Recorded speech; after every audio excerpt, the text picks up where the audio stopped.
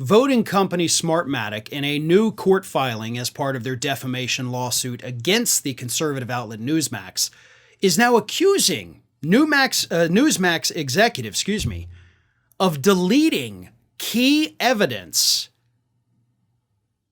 from their electronic devices.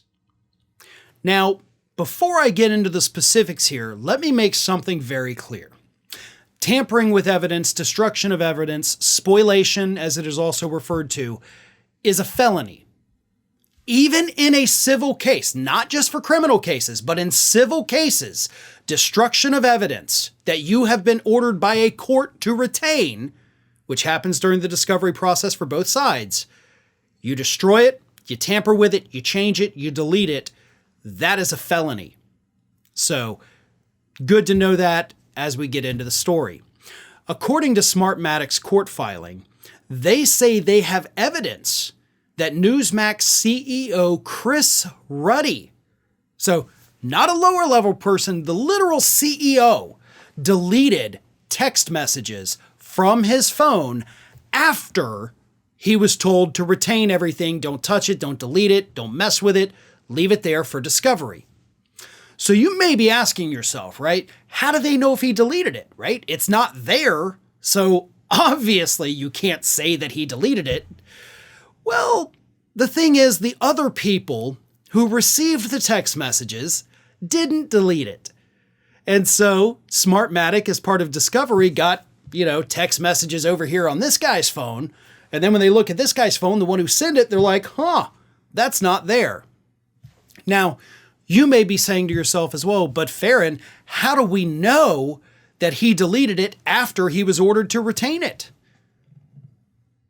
Because there's timestamps on the text messages, folks. So if an individual has a text message that is dated after the retention, then yeah, you deleted it after you were told not to delete it. They can also, by the way, go through and see other things on the phone itself. You can still access this data, right? There's no permanently deleting your text messages. They still exist somewhere, as do your emails.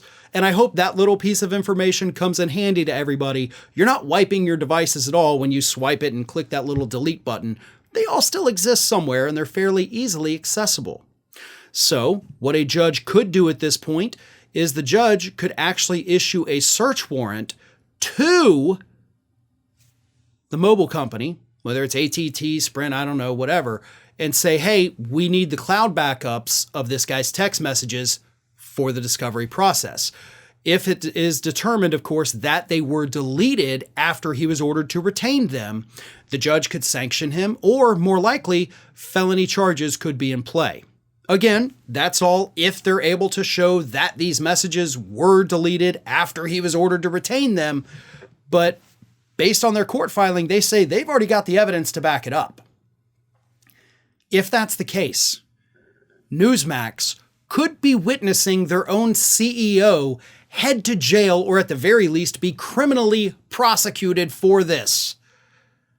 Do you understand how bad it would be for a network if your CEO gets hauled away in handcuffs? Do you know what that does to your credibility? Oh, granted, Newsmax doesn't really have any credibility to speak of, which is, of course, why they're being sued for defamation in the first place. But I can tell you it's not going to be good. Probably not going to sit well with a lot of people at the network, and it's probably going to be hard to attract any real talent to your network in the future. But it is what it is. We'll see if Smartmatic is able to prove this in court, and if they are, it's going to be all downhill from there for the folks at Newsmax. Hey everybody, I don't know if you've noticed this, but we are closing in on a pretty major milestone here at Fair and Balanced as we approach 500,000 subscribers. But we're not there yet, and we definitely need your support. So if you're not already, please do subscribe to the channel, and don't forget, like and comment on the videos and share them as widely as possible.